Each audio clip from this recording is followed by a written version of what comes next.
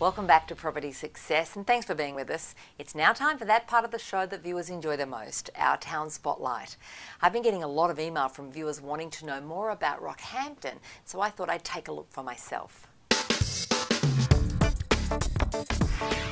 Rockhampton, lying some 600 kilometres north of Brisbane and affectionately known as the beef capital of Australia, is steeped in cultural heritage and strikes an appealing balance between a laid-back country town and modern city lifestyle. This thriving city is the business hub of the Capricorn region and is both a gateway to the Queensland outback and within close proximity of some of Australia's most unspoilt beaches.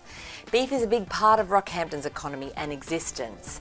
The region covers an area of 18,300 square kilometres with a population of around 115,000 people with significant retail, health, education and administration sectors. The emerging resources, manufacturing and construction sectors will provide the drivers for continuing the region's growth and its role as part of Queensland's economic engine room. Queensland Rail has a large workforce in the city where enormous coal trains regularly pass from the west to the coal port of Gladstone to the south. The coal-fired 1440 megawatt Stanwell power station lies 30 kilometres west of Rockhampton. Rockhampton experiences over 300 days of sunshine each year, which lends itself to tourism activities all year round and an abundance of outdoor activities. Popular attractions include riverbank parklands, the Capricorn Coast, the coastal strip between Yeppoon and Emu Park, and Great Keppel Island, a large neighbouring island, the vast majority of which is national park. Taking a look at the main stats for Rockhampton, the estimated resident population is 115,526. The median age is 35 years. Unemployment is 6.5% against a state average of 5.6%.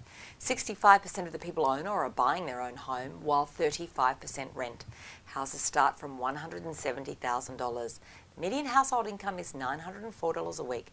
The rental yield is approximately 5.5% and vacancy sits at 2%. Given the recent floods in Rockhampton, I wanted to know if there's been any change to the forecast for this area, and so I spoke with Mayor Brad Carter to get the latest. Look, we have some issues that were identified with the recent flooding here. We need to improve the flood immunity of our highways. We need to bring forward industrial land to the west of the Rockhampton city to make sure that that growing resource industry can be catered for. That's requiring a project to bring forward industrial land. We have the issues around building and bringing forward a National Rugby League stadium. We have the infrastructure that's required to bring forward the foreshore developments along the riverbank and at the Capricorn coast. There's some of the key infrastructure issues that we need to bring forward, notwithstanding that we have Australia's second largest river system with an abundant, low-cost water supply to support future urban, industrial and agricultural growth in this area. But we do need to bring forward further water infrastructure storage, and we need to make sure that Gladstone to the south of us has a secure water supply to support its industry growth, and we have plans in place to bring forward a Rockhampton to Gladstone water supply pipeline. What about Rockhampton from a resident's perspective? Look, it's a fantastic place to live. It has a very social and relaxed lifestyle. It has plenty of sporting opportunities. Most of the people who live here live within 30 minutes, 45 minutes drive of where they work. There's ample social and recreational facilities, and we've got a wonderful airport that takes us to all parts of Australia. We've got everything from wonderful pristine beaches, wonderful access to the Great Barrier Reef, one of the best islands that has a lot of development potential, Great Keppel Island. We have the heritage listed botanical gardens, a wonderful zoo at Rockhampton, and everything in between, from very good quality urban living to rural lifestyle. If you have some horses, have a few cows, it just offers everything that you could want, all within close proximity to work and schools. And we have a wonderful array of private secondary schools, and we have a significant university, one of Australia's fastest growing universities to educate our children and future generations. And not only that, it's going to become Queensland's first dual sector university, TAFE. What are the demographics of Rockhampton? We have a younger generation of families wanting to live here, a little bit different to other parts of Australia. But apart from that, we're not too different from major urban population centres. There's a fair number of families who live here. What do you do here at Council to cater for their specific needs in terms of services? We've developed a future 2050 plan, our long-term towards 2050 plan to look at what we need. We're heavily engaging with our community at the moment, talking about what their aspirations are, what their expectations are for the future. We've got some great projects identified that we want to bring forward. A National Rugby League stadium and football team, that's on the agenda to drive sport and recreation in the area. We've got some wonderful community facilities along our riverbanks. We're wanting to bring forward foreshore development at the Capricorn Coast and along the riverbank in Rockhampton. Some investors are reluctant to invest here because they consider that economically and commercially you've been impacted and you've gone a little backward. What do you say to those people? It only impacted on about 10% of the land area. We only had about 200 houses and business premises with water over the floorboards. This community was very resilient. We're getting very good support from the federal and state governments to deal with those issues. There is absolutely no reason whatsoever why anybody should not invest here or not consider investing. It's a great place to invest. We deal with floods. It's a common part of our history, but it's not an issue. What are the typical kinds of housing here in Rockhampton? We've got a wide choice of houses ranging from the coast, where you can get pristine, beautiful sea views.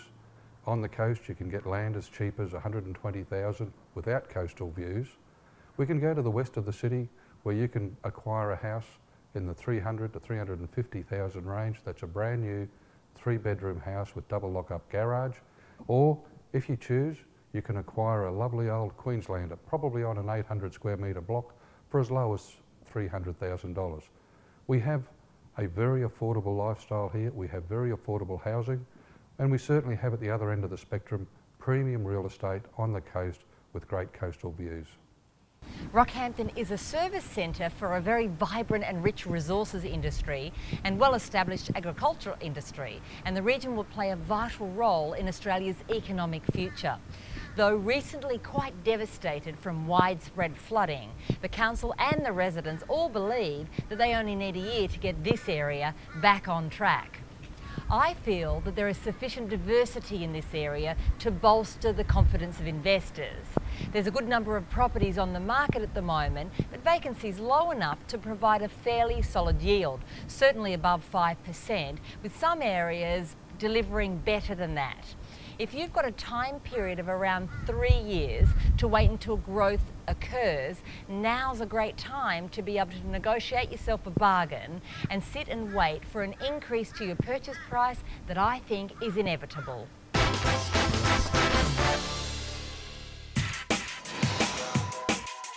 Join the Property Success Home Viewer Challenge and be in the running for a prize pack worth over $5,500. Simply send us your 3-minute video clip about your property investing journey. It could be a purchase gone wrong, a funny story about property you own, any challenges that you've met, or even your dreams to become a property investor. Be as creative as you like, and there aren't any rules. As long as it's about property, you can enter. Each week we'll play the best entry for that week, and the final winner will appear on our last episode of Property Success for the season. In addition, they'll win the ultimate property investor prize pack, which includes an essential property education course through Destiny Financial Solutions, a personalised property investment plan, 6 months free property management from Run, a depreciation schedule from BMT and Associates, a subscription to the Rider Report from Hotspotting, 12-month subscription to destinylive.com.au, the amazing new investment property financial management tool, a book pack of my books, a subscription to Your Investment Property magazine, a subscription to Australian Property Investor magazine, a subscription to Wealth Creator magazine, and 2 great DVDs from lawyer Rob Belander and a Destiny Investor Summit DVD. You can enter 3 ways. Email your clip to viewerchallenge at pswml.com.au. Upload to your YouTube account and email us the link, or mail your DVD to Home Viewer Challenge, PO Box 5400, Chittaway Bay, New South Wales 2261. Well, it's now time to cross to Michael Tees, who's waiting by with another legal lesson for us. In a case with ramifications for property managers and landlords alike, a young man has been awarded $7,500 damages for age discrimination and victimisation. Ryan Johnson, then 18, was stopped from walking around a caravan park on the New South Wales Central Coast after 9 p.m. without his parents. The New South Wales Administrative Decisions Tribunal concluded he was treated disrespectfully and discriminated against on the grounds of his age. The tribunal accepts that he was stopped on 11 January because he was perceived to be a teenager and as such was treated differently from a person who was perceived to be an adult. Mr. Johnson gave evidence that he was humiliated by the restrictions placed on his movement around the recreation park because he was perceived to be a teenager who potentially was causing trouble. The tribunal also found the man had been subjected to victimisation because his family's reservation for next year had been cancelled. Age discrimination in property is a developing area of the law, particularly as both families with young children and older people are drawn to move to apartment living for different reasons. Property managers, strata managers, committees and landlords need to be very careful that the bylaws or house rules they make about the use of common property and shared facilities do not directly or indirectly discriminate on age-related grounds. Thanks, Michael, and of course that brings us to the end of another day in property. We'll all be here again next Sunday to continue with our very special overseas series of Town Spotlights, and this time we're in Singapore and Rob Belander comes back to discuss purchase contracts as only he can. And if you're interested in attending a property education course, visit my website destiny.com.au or call my team at Destiny on 1300 My Destiny. I'm Margaret Lomas. Enjoy the week.